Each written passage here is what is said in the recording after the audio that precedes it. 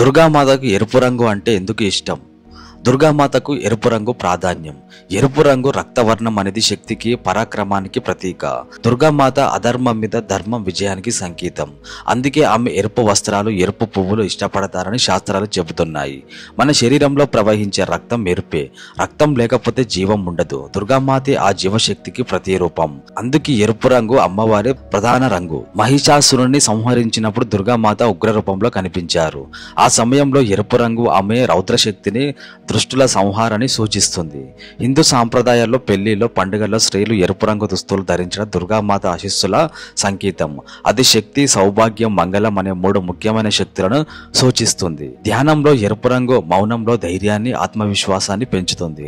దుర్గామాత పూజలో ఎరుపు రంగు పూలు, వస్త్రాలు వాడడం వల్ల నెగటివ్ ఎనర్జీ తొలగిపోతుంది అని నమ్మకం ఉంది. పూజల్లో ఎరుపు రంగు ఎందుకు వాడతారు అంటే, ఎరుపు కుంకుమ, ఎరుపు బత్తి, ఎరుపు వస్త్రం అమ్మవారికి సమర్పిస్తే సకల అడ్డంకులు తొలగి ధైర్యం, ఐశ్వర్యం, విజయాలు వస్తాయి.